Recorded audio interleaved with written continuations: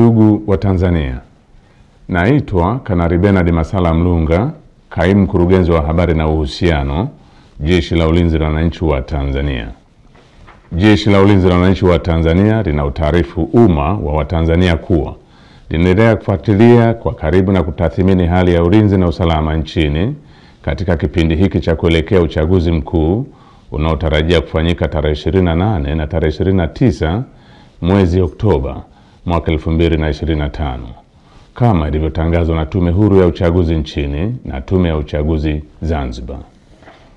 Kwa ujumla, Jeshi la Ulinzi la Wananchi wa Tanzania linaridhishwa na hali ya usalama iliyopo nchini katika kipindi hiki ambacho vyama vya siasa vinaendesha kampeni zao kwa kuzingatia matakwa ya kisheria, kuheshimiana na kuvumiliana kunakooneshwa kupitia kwa wagombea wao wa ngazi za urais,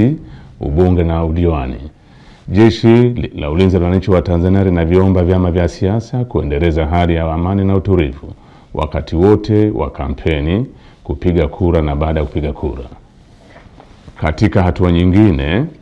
Jeshi la Ulinzi la Wananchi wa Tanzania linalipongeza Jeshi la Polisi na vyombo vingine vya usalama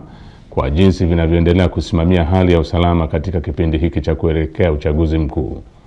Aidha, jeshi linawapongeza wananchi kwa kuendelea kutumia haki yao ya msingi ya kushiriki kwa amani na utulivu katika kusikiliza sera za vyama mbalimbali kupitia mikutano ya hadhara inayoendelea kufanywa na vyama vinavyoshiriki uchaguzi mkuu kwa ngazi mbalimbali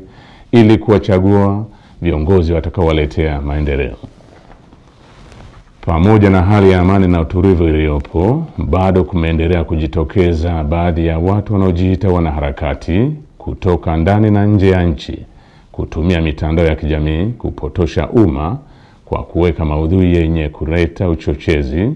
kwa kulihusisha Jeshi la Ulinzi la Wananchi wa Tanzania na siasa ili kutimiza azma yao ya uvunjifu wa amani. Jeshi la Ulinzi la Wananchi wa Tanzania linaomba umma wa Tanzania kupuuza machapisho au taarifa ambazo zimekuwa zikionekana kwenye mitandao ya kijamii. Wananchi wanakumbushwa kuwa taarifa zote zinazorihusu Jeshi la Ulinzi la Wananchi wa Tanzania zitatolewa na makao makuu ya jeshi kwa utaratibu rasmi na mawasiliano ya Jeshi la Ulinzi la Wananchi wa Tanzania na umma. Jeshi la Ulinzi la Wananchi wa Tanzania likiwa sehemu ya vyombo vya ulinzi na usalama vyenye dhamana ya ulinzi nchini, ninapenda kuhakikishia Watanzania wote hali ya amani, usalama na utulivu katika kipindi hiki cha kuelekea uchaguzi mkuu,